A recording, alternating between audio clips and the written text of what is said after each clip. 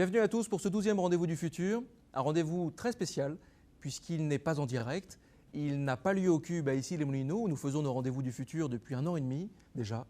C'est une émission plus courte que d'habitude que nous vous proposons, une émission qui a été tournée par l'équipe de la Gilet Carré dans un hôtel à Paris le 6 février dernier, mais c'est une émission qui reste interactive puisque vous avez été très nombreux à poser des questions sur Facebook, Twitter et le site rendez-vous-du-futur.com.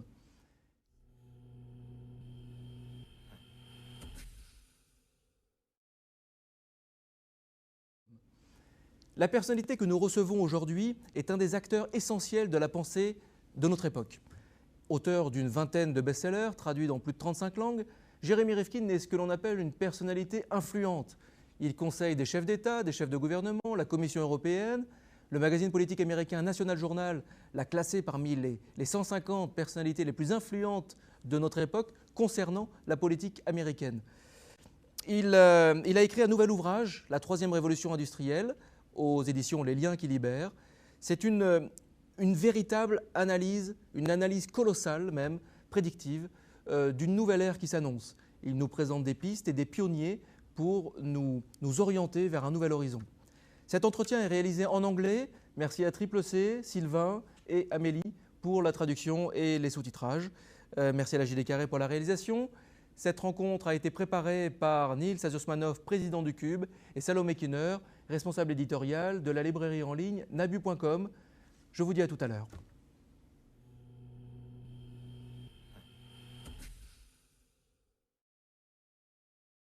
Milton Rifkin, The Third Industrial Revolution, is your 5th book in 10 years, where you have developed the idea that the world is doomed if we don't change our entire system of values. So power, systemic problems, culture, what is holding back these changes? I think what's holding it back is the human imagination. What we have is an older generation that thinks 20th century and a younger generation that thinks 21st century, and therein lies the nub of the problem. We need to see a shift, a generational shift. We have a crisis. It's an economic crisis, it's a civilization crisis, and ultimately it's a crisis of our species. We are facing the prospect of our own potential extinction on this planet. Unless people think that is over the top, let me remind folks that 99.5% of all the species of life that ever existed on this planet are gone, extinct. Why do we think we're going to be the 1/2 of 1% that's going to survive? And let me share a statistic with you. The primary economy of the Earth is photosynthesis. Everything depends on it. We human beings are 7 billion in numbers now, a lot of us. But we only make up 1/2 of 1% of the living biomass of the world. On the other hand, today we're using 30% of all the photosynthesis of this Earth, and we're going to 9 billion people. It's unsustainable. We now have 2 crises. We have peaked on the second industrial revolution, and that happened in 2008 when oil hit $147 a barrel. When that happened, all the prices for everything else went up because everything in this society is made out of or moved by fossil fuels. Our pesticides and fertilizers, our construction materials, our pharmaceutical products, our synthetic fiber, they're all made out of fossil fuels. Our power, our transport, our heat and light, it's all moved by fossil fuels. So when oil goes over 130, 140 a barrel, all the other prices go up. And in July 2008, the prices for everything in the supply chain were so expensive, we all stopped buying. And the global economy shut down that month. Shut down. That was the economic earthquake. The collapse of the financial market 60 days later, that was the aftershock. And the reason this is happening is we've hit 2 milestones. We've now hit peak oil per capita, and we've now hit peak oil production, meaning that if we distributed all the oil today, there's less to go around than there was 30 years ago. And now half the oil is used up. So we're now maturing these energies, and they're getting more expensive. In addition, China and India have now brought in 1/3 of the human race into the second industrial revolution in its last stages. So the aggregate demand against the supply of energy is so great, with India and China in the developing world now in the game, that every time we try to regrow the economy, At the same rate we were growing before 2008, oil prices go up, all the other prices on the supply chain go up, purchasing power shuts down. So this is an end game. We have reached peak globalization for the second industrial revolution. We're going to see 4 to 6 year cycles of regrowth, collapse, regrowth, collapse. For example, in 2009, oil was only 30 a barrel. It went from 147 to 30 because there was nothing going on. The economy was stalled. As soon as we started to replenish inventories in 2010, oil prices shot up. They're 114 a barrel this afternoon. All the other prices are going up. Purchasing power is shutting down again. So these cycles of 4 to 6 years are going to be very wild. And we can't get out of this wall of 150 a barrel. So we're in an end game for the second industrial revolution. That's compounded now by industrial-induced climate change. We're now paying the entropy bill for the first and second industrial revolution. We have spewed so much CO2 into the atmosphere for the first and second industrial revolution, and methane, and nitrous oxide. We can't get enough of the sun's heat off this planet. It's much worse than we suspect. Our scientists in the UN panel on climate change say we're probably going to go up 3 degrees Celsius by the end of this century, your kids. Now that's looking optimistic. That report was 4 years ago. But if we only go up 3 degrees, that takes us back to the temperature on Earth 3 million years ago in the Pliocene. Completely different world. And what I would like all the folks listening to this to know is this is all about the shift in the water cycle. What's so terrifying about climate change is it shifts the entire hydrological cycle of the planet. We're the watery planet. All of life depends on water. Most of our bodies are made out of water. For every 1 degree that the temperature on Earth rises, the atmosphere absorbs 7% more precipitation from the ground. It sucks it up. That means the whole water cycle is destabilized. More floods, more droughts, more extreme winters, more extreme summers, more hurricanes, more tsunamis, more wildfires.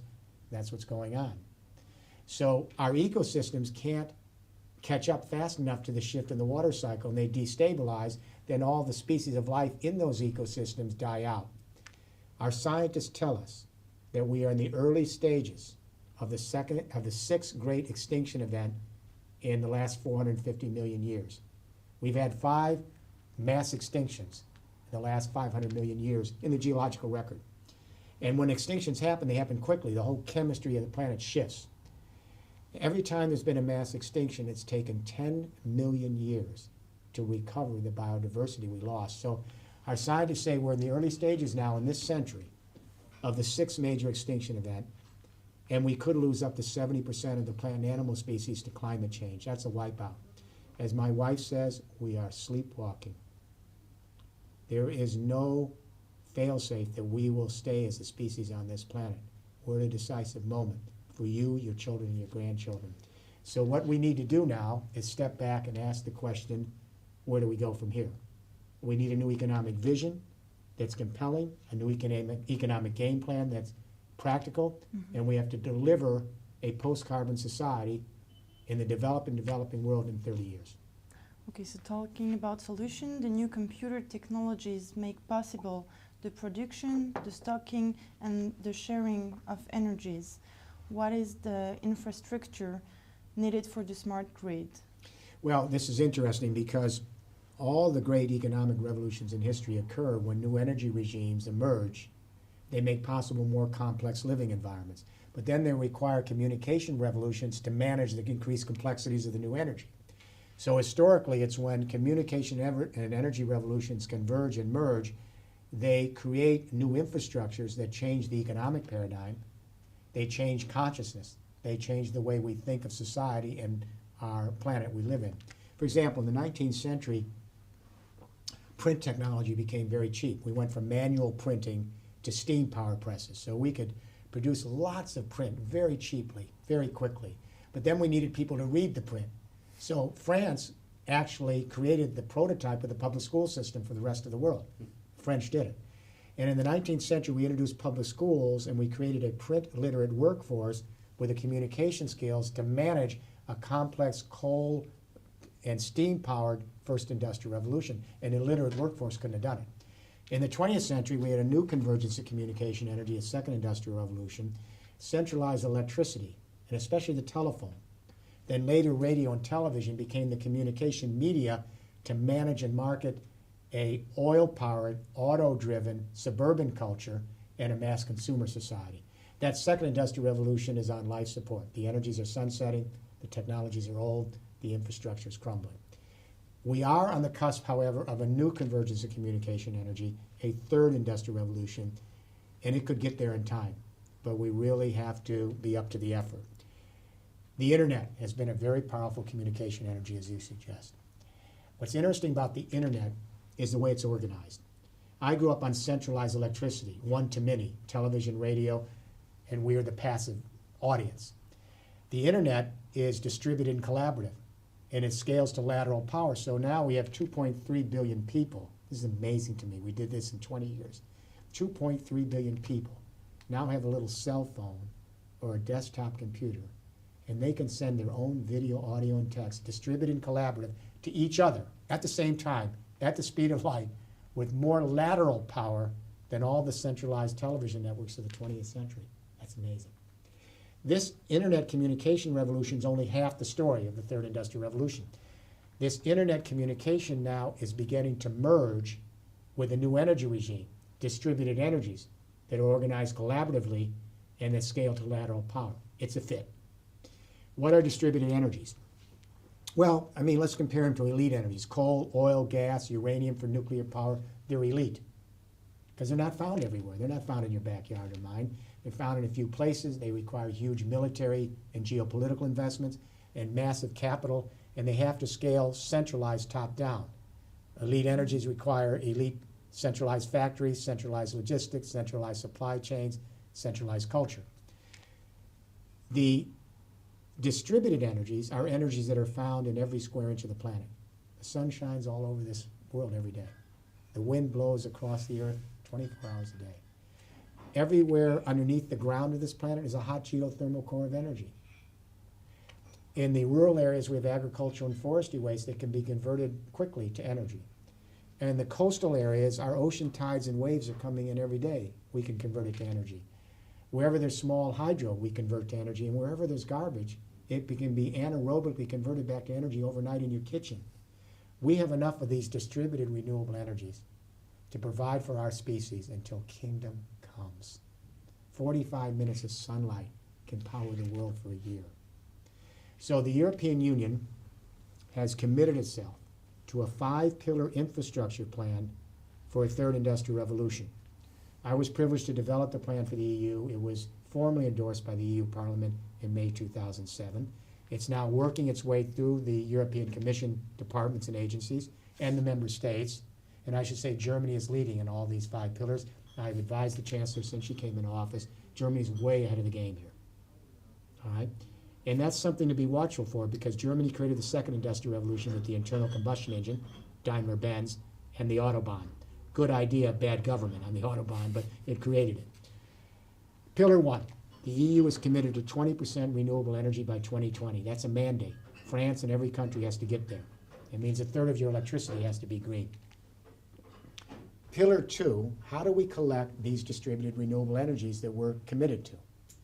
Our first thought was, well, let's go to Italy, Greece, and Spain. We love the vacation there. They have a lot of sun. We'll build these big solar parks, concentrate the energy, and put it on a high voltage line and ship it out. The Irish have all that offshore wind, concentrate it, high voltage line, ship it out. The Norwegians have hydro, concentrated, high voltage line, ship it out. Let me say, none of us oppose these more concentrated uses of what are essentially distributed energies. They're essential, they're not sufficient. They're only a small part of the third industrial revolution, and you cannot manage a continental or global economy on centralized renewables. It's not ample enough. And we began to ask a question a few years ago, if renewable energies are found in every square inch of this world, why would we only use them and collect them in a few central points? And it dawned on us, we were using 20th century thinking based on elite energies that are found in a few places, then you have to concentrate it there. So pillar 2, buildings. Buildings use the most energy, they create the most CO2. By the way, the number 2 cause of climate change, I always feel I have to say it because no government leader has yet made a single statement, Number 2, cause of climate change, is beef production and consumption and related animal husbandry. Number 3 is transport. But number 1 is buildings. We have 191 million buildings in the EU, homes, offices, factories, barns, sheds. The goal is to convert every single potential building in France and Europe to your own green micro power plant. So you can collect solar electricity on the roof, wind off the side of your building for electricity, geothermal heat converted energy with a heat pump under your building, take your garbage and convert it back to energy in your kitchen, etc. The new buildings are actually positive power. And a French company created the critical invention of the second industrial revolution, as important as Steve Jobs creating the desktop computer. And it was Bouygues, the great French construction company. Olivier Bouygues showed me the blueprints 3 years ago. The building's up. You can go visit it. It's near the OECD headquarters in the Paris suburbs. This is a gorgeous office complex that sucks up just enough solar energy to provide all of its own needs, and it has surplus electricity it sells back to the grid. That is the critical invention, like Steve Jobs. Here's the analogy. 1970, we had a few mainframe centralized computers sharing information with each other in the companies because they were very expensive. The companies shared them. Then Steve Jobs, this young guy, comes along and creates a desktop computer. Now 2.3 billion people create their own information. We've democratized information. Now these buildings, today we have a few power and utility companies with centralized power, and we're the passive recipients. But today we have a few million buildings now creating their own energy. In 10 years from now, tens of millions of buildings will collect their own green energy, electricity. In 30 years from now, hundreds of millions of buildings. So just as we went to desktop computers, renewables are following the same cost curve. Solar and wind are getting cheaper and cheaper, just like desktop computers and cell phones. Within 30 years, they'll be so cheap you'll give them away and you'll buy the service. And once the technologies for collecting renewable energies become cheap, everything's free. The sun is free once you have the technology to collect it on your roof. The wind on your wall of your building is free once you have the technology to collect it. The geothermal heat bubbling up under the ground in your building, that's free as long as you have the technology to collect it. Your garbage is yours. You can convert it back to energy. So the second pillar creates the beginnings of a distributed power. And it jumpstarts the economy. The French economy is moribund. Your young people don't have jobs. They're well educated. They don't have a vision for the future. And you cannot grow the French, German, or any economy in the old second industrial revolution because it's collapsing. So pillar 2 creates millions of jobs. You have to convert every building in France to a micro power plant. Millions of jobs, thousands of SMEs, small and medium-sized enterprises, 40 years of conversion. Pillar 3 is the toughest pillar, storage. The sun isn't always shining. The wind isn't always blowing when you need the electricity. Water tables can be down because of climate change drought on hydro. These are intermittent energy, so we have to store them or we lose 3 out of 4 kilowatts. So we're committed to all storage technologies, flywheels, batteries, capacitors, water pumping, they're good. But the EU has committed much of its money at the center of the storage network to hydrogen. Why? It's the basic building block of the universe. It's what we're made out of. It's the stuff of the stars. And it can carry other energies. So the way it works is this. If you have a house with a solar panel or a small company and you're collecting green electricity, if you have some surplus you're not using, you take that green electricity and you put it in water, just like high school chemistry experiments. You put the electricity in water and all the hydrogen, H2O, comes out of the water to the side. Put it in a tank. Then when the sun isn't shining, you simply convert that fuel cell hydrogen back to electricity. Small thermodynamic loss. Pillar 4 is where the energy revolution converges with the communication revolution. We use off-the-shelf internet technology. We take the power and transmission electricity grid of France and Europe and the world, and we convert it in the next 25 years to an energy internet. And that's exactly like the internet. So when millions and millions of players in France and their buildings and around Europe are creating their own green electricity on site, storing it in hydrogen like you store media in digital, then if you don't need some of that electricity, your software can direct you to sell it across an energy internet from the Irish Sea to the doorsteps of Russia, just like we create our own information, store it in digital, share it online. Pillar 5 is transport, last pillar. Electric vehicles came out this year, Daimler, Nissan, GM, Toyota. Fuel cell cars, trucks, and bus run on hydrogen come out in 2014 in mass production. We'll be able to plug in our vehicles anywhere in the infrastructure, get green electricity from our buildings, and wherever we travel, power chargers on every street corner, you can plug right in, and you can get green electricity from the grid. But let's say you're working at your desk. Your car's sitting out there plugged into the parking meter. If the price of electricity goes up on the grid, your computer will register that and direct your car to sell your electricity back to the grid. We're already doing this in some places. It's already being done, tested. These 5 pillars together make up a new infrastructure for a new economic paradigm. They're a mega technology platform. Separately, they're simply components. They're meaningless. And unless we phase in all 5 pillars at the same rate and create a 5-pillar infrastructure node, it all collapses. This is where Obama made his mistake. President Obama wanted a green economy. He spent billions of dollars of tax money to get there. But he did siloed projects. So he put money to a battery factory here, a solar panel factory there, never connected. Didn't understand you have to bring the internet together with the renewable energies for a nervous system and then create the 5 pillars. So let me use this analogy, last analogy on this. The music companies, they didn't understand when all you young people started cheating. Evidently you had nothing to do after school but find new software to share music with millions of you. You called it sharing, they called it cheating. Well, the music companies thought it was a joke. Then they became terrified. Then they went out of business. The newspapers did not understand the distributed collaborative power of millions of people sharing their knowledge and information, whether it be on Wikipedia or the blogosphere in social sites. Now the newspapers are going out of business or they're trying to create blogs. So what's happening here is that this is a generational shift. This third industrial revolution is power to the people. It's the democratization of energy using democratized information. It's distributed capitalism. It's actually beyond capitalism and socialism because it requires everyone to be an entrepreneur with energy, but it also requires deep collaboration in physical spaces to share the energy, just like the internet requires everyone to be entrepreneurial, but also to collaborate in deep social spaces. It's a little bit from capitalism, a little bit from socialism, but it's beyond that. And that's the reason our political leaders are having a hard time getting their minds wrapped around this. There's a generational shift politically. Internet generation under the age of 35. You never talk about right and left, socialism and capitalism, who owns the means of production. That's history. That's not even on your radar. It's not part of your vocabulary.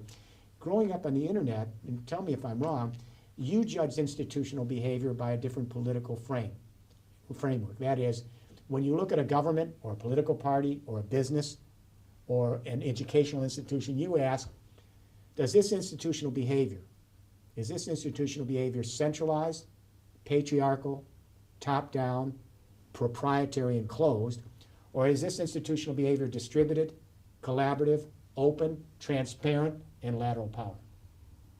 That's a generational shift. Mm-hmm. We're shifting from hierarchical to lateral power.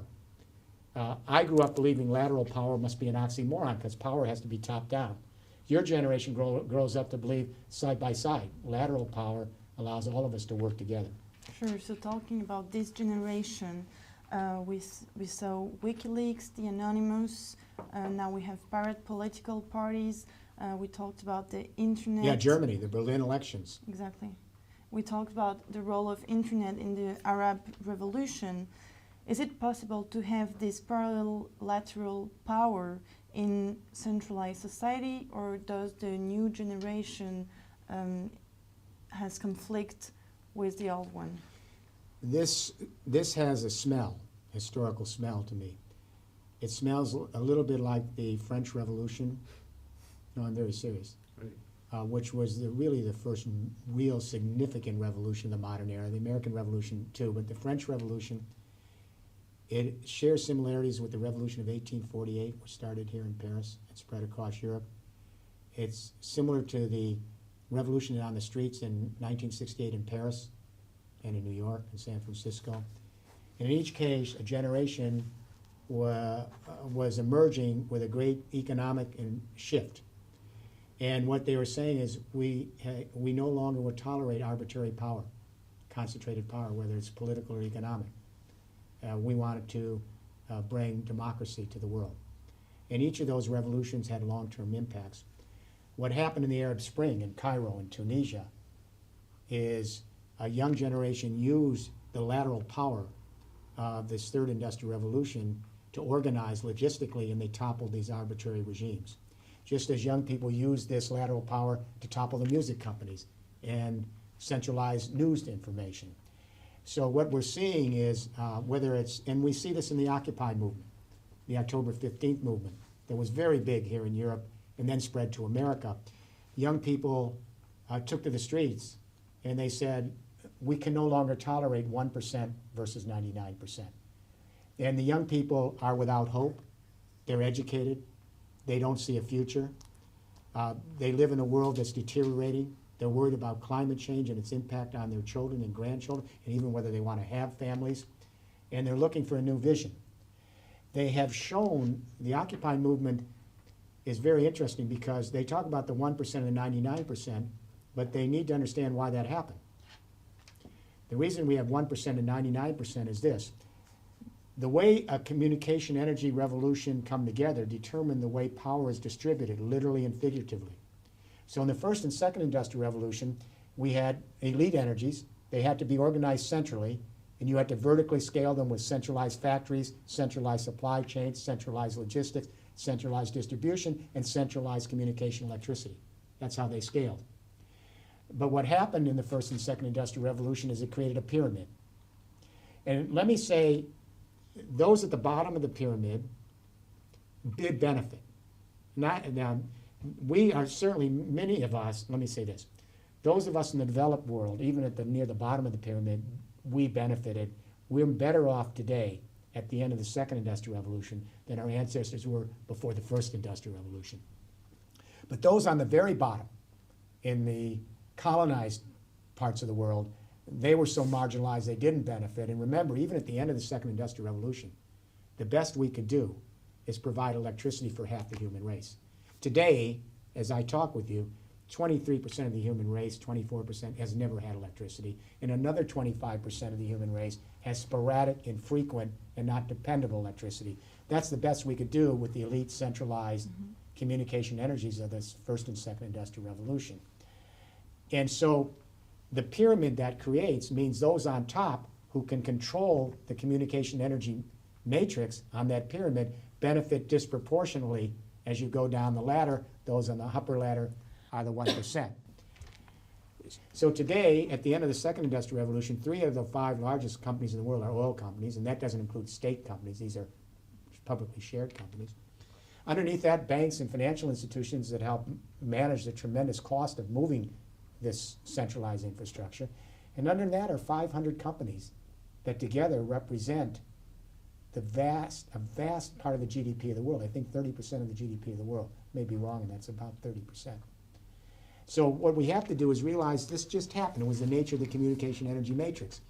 But this shift to a third industrial revolution is power to the people. It's distributed capitalism. It is a vast change in not only the business landscape, but the social and political landscape. So I think whether it's the young occupiers, the October 15th movement, the Arab Spring, what we're seeing here is the beginning of a generational shift. And I think the third industrial revolution is the model for the 21st century and the young people that are coming of age today, for sure. You talked about tasted solution. Now numerous experiments with smart cities are taking place across the globe. So there is Mazda, Incheon, London, and closer to us, Issy-les-Moulineaux. My first question is, which of these smart cities do you think the most promising? And my second question is, are these experiments only techno-marketing, or do they confront the real problem? Yeah, that's a good question. No one's asked that before. Let me say that rather than concentrate on the individual experiments, let me concentrate on Germany. As Germany is moving in all 5 pillars and creating the nodal infrastructure for this, not just experiments. Pillar 1, Germany announced in August, they're now at 20% green electricity right now. and they're headed to 35% green electricity by 2020. Where's France? Pillar 2, and this will surprise people, Germany has converted 1 million buildings to green micro power plants. Did folks hear that? 1 million buildings with solar panels or wind or geothermal heat pumps in the last 7 years. How many jobs did they create? In the renewable energy industry, they created 250,000 jobs with their feed-in tariffs. That's net jobs. That represents only 10% of the energy mix, but it's the same amount of jobs in the entire energy industry put together. In other words, that 250,000 jobs is equal to all the other jobs in the mature industries, nuclear, coal, gas, all of it, and it's only 10% of the energy mix. Pillar 3, Germany is now testing hydrogen infrastructure. Pillar 4, they're actually testing the energy internet in 6 regions of Germany right now. Pillar 5, Daimler, who invented the internal combustion engine, they had their 125th anniversary in September, and the day before the Frankfurt Auto Fair, their chairman, Mr. Zesek, introduced their hydrogen fuel cell car to 450 guests from around the world. It gets 750 kilometers before a fill-up, and the only exhaust is water and heat. You can drink the water off the exhaust. I wouldn't recommend it. I gave a narration. If you look on YouTube, there's a 4 or 5 minute narration he asked me to do, and he said, this is the CEO of the company that created the internal combustion engine. We're heading to a third industrial revolution. And they have set up a deal with several companies, Linde AG, Dutch Shell, Vettel, and RWE, the utility company, and they're setting up hydrogen fueling stations across Berlin. So Germany is moving on all 5 pillars. Germany is the most robust industrial economy per capita in the world. And it's the leading exporting power with China, and there's only 80 million people there. So where is France here? What I mean is that the French economy has all of what it needs. You have more ample renewable energies than Germany. You have a tremendous entrepreneurial tradition here. Your SMEs can compete with any SMEs in the high-tech industries of the world. You've got all of what you need. And you should be joining Germany as a co-partner.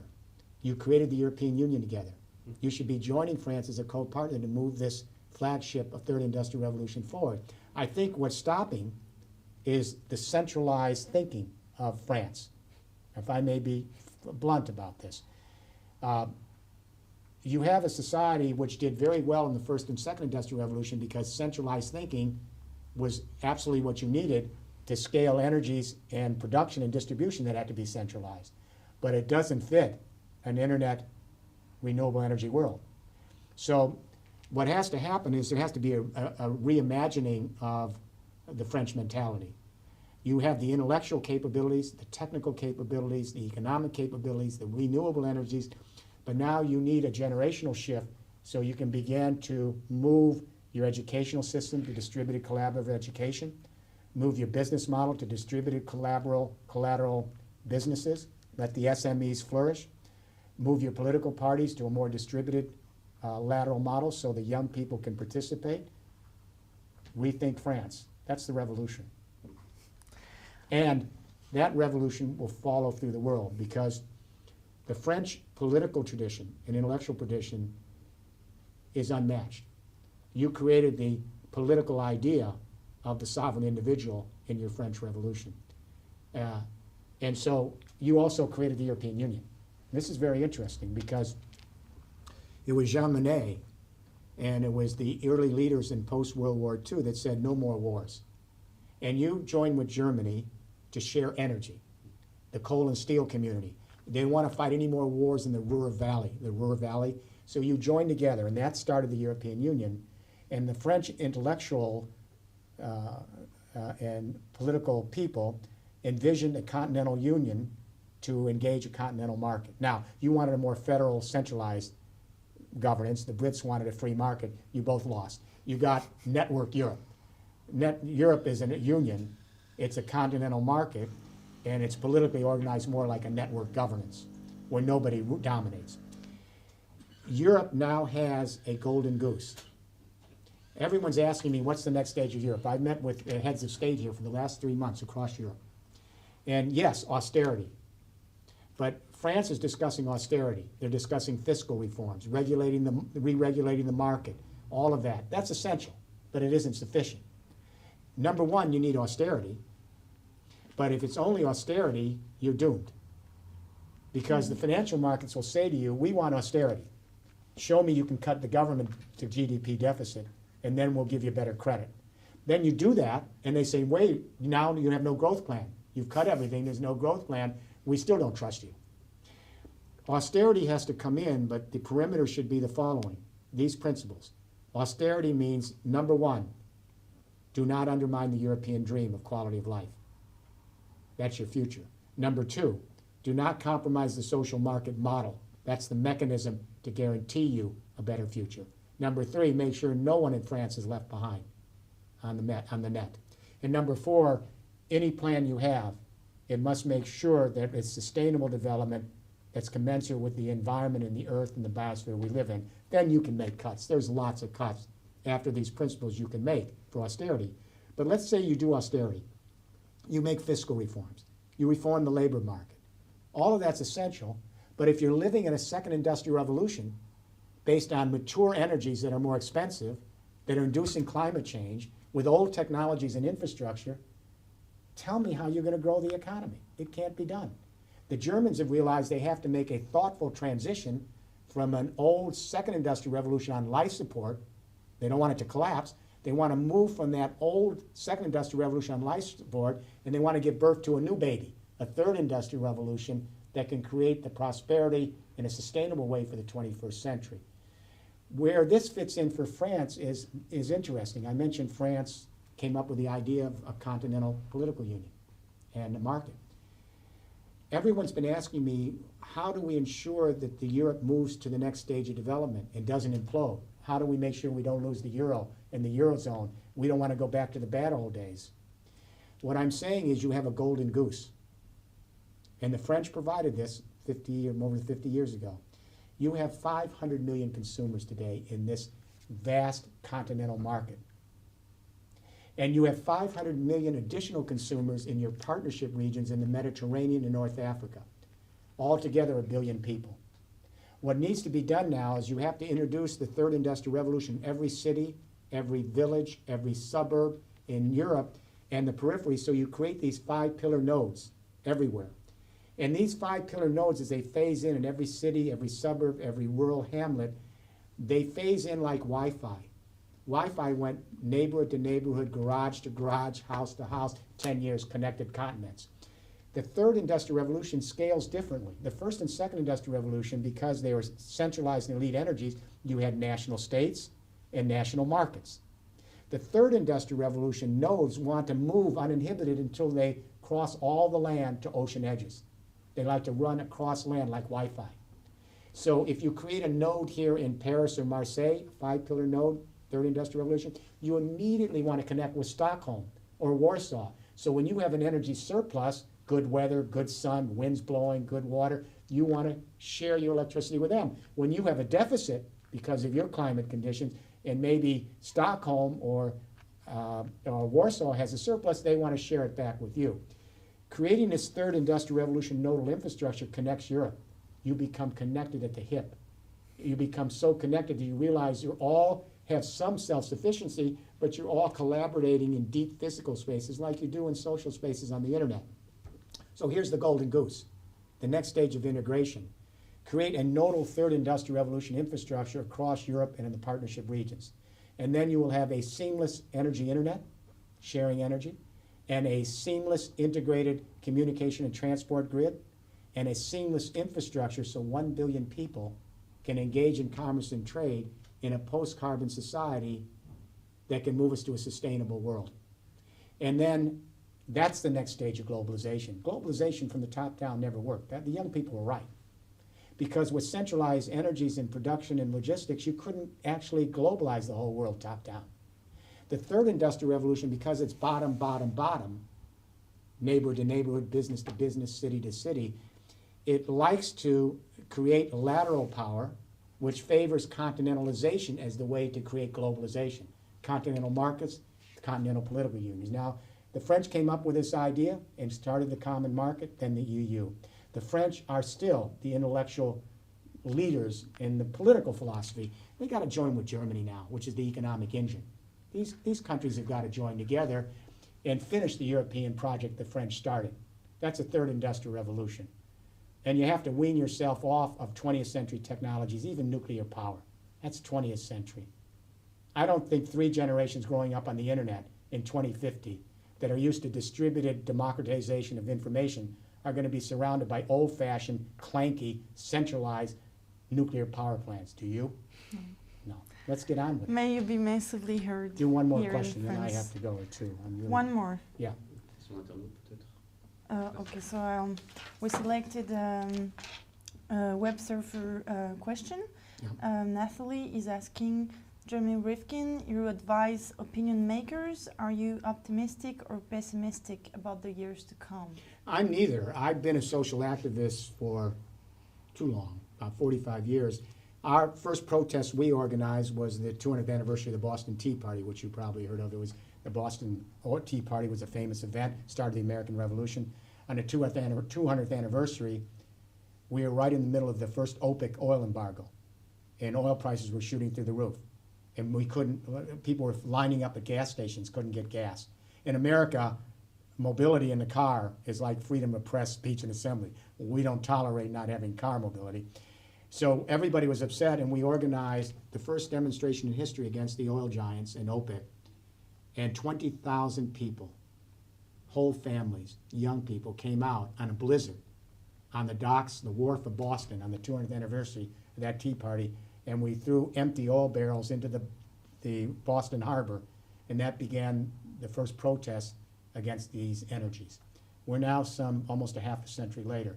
It's time for a younger generation to pick up the mantle and begin moving this. Now, I'm not optimistic or pessimistic. As a social activist, that does me no good. If I'm an optimist, I'm always waiting around for a better tomorrow, passively. If I'm a pessimist, I'm always thinking it's always going to be bad, so why try? I'm always guardedly hopeful, but I'm not naive. I understand that these shifts take generations.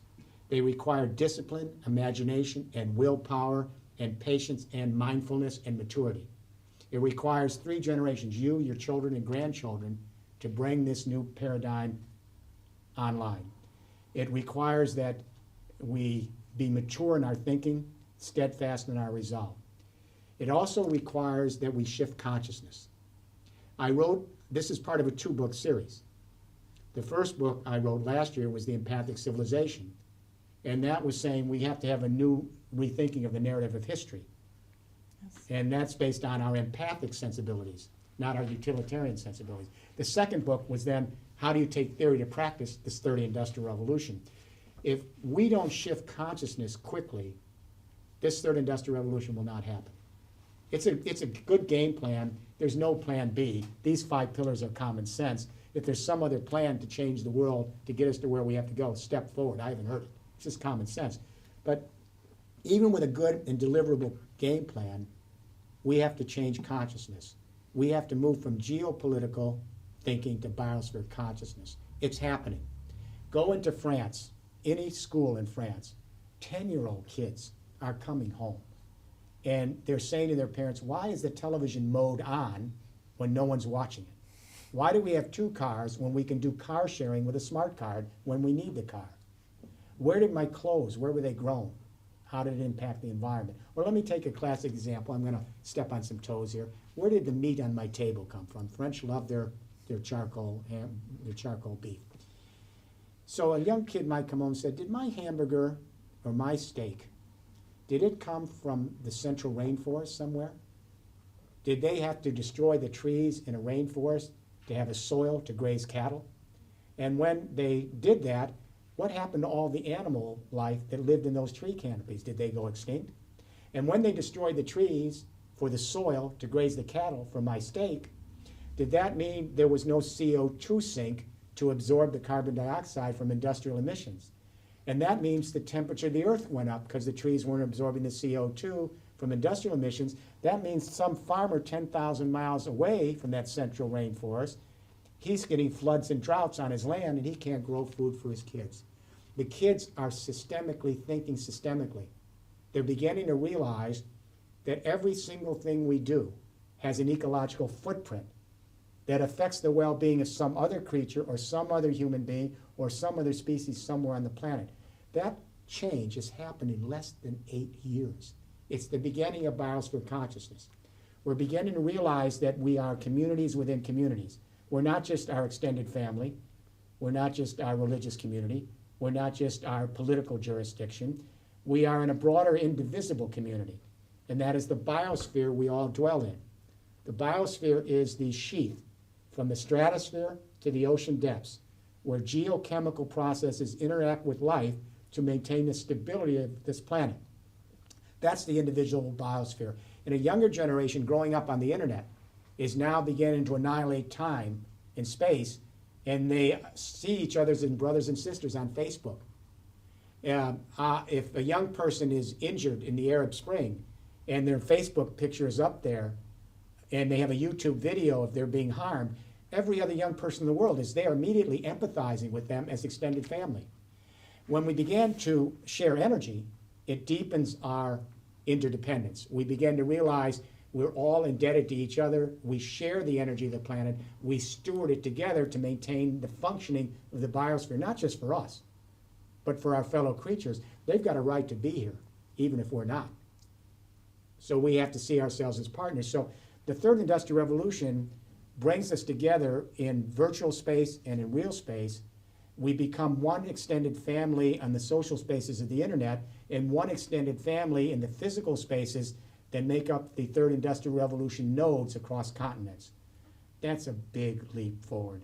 I am confident that the young people in France will play a leadership role in moving this third industrial revolution. I have no doubt about it.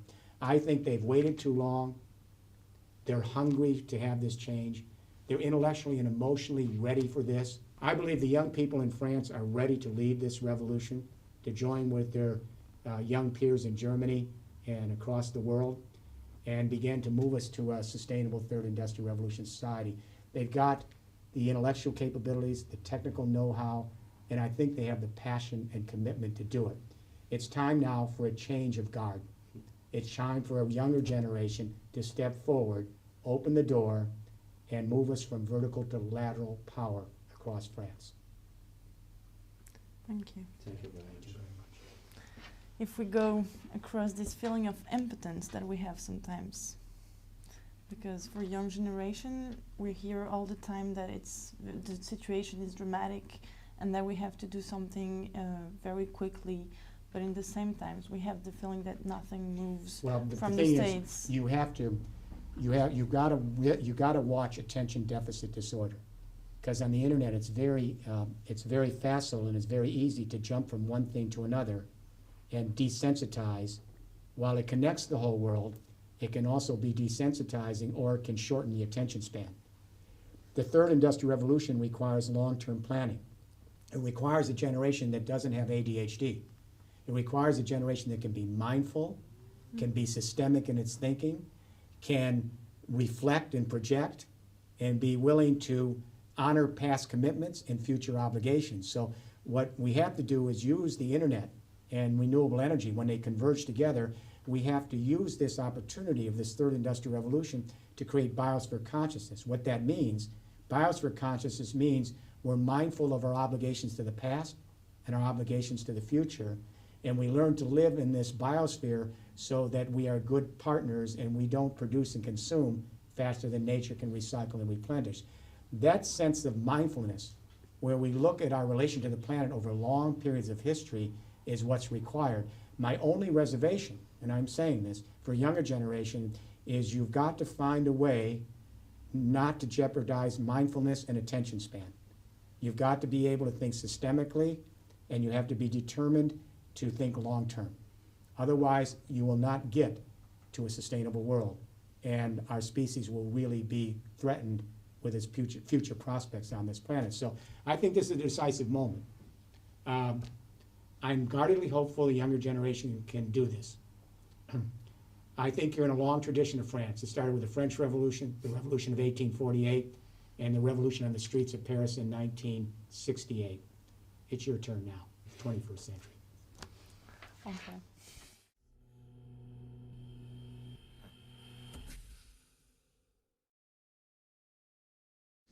Cette émission exceptionnelle est maintenant terminée. Merci à tous de l'avoir suivi. Merci à Jérémy Rifkin, aux éditions Les Liens qui libèrent et à Anne Vaudoyer, sans qui cette émission n'aurait pas eu lieu. Merci à Nils Aziosmanov, Salomé Kinner de nabu.com. Merci à la JD Carré pour avoir réalisé cette émission exceptionnelle encore une fois. Merci à Triple C et à ses traducteurs. Merci à nos partenaires médias, nabu.com, Soun, Arte Créative, écoloinfo.com. Merci à notre parrain Joël de Ronet. Je crois n'oublier personne, non. Alors nous vous donnons rendez-vous le 28 février prochain pour un nouveau rendez-vous du futur qui sera cette fois-ci en direct et cette fois-ci également au Cube à Issy-les-Moulineaux. Il aura lieu avec Axel Kahn. Vous pourrez dialoguer avec lui. Vous pouvez d'ores et déjà lui poser vos questions sur le site, sur Facebook, sur Twitter au 28 février.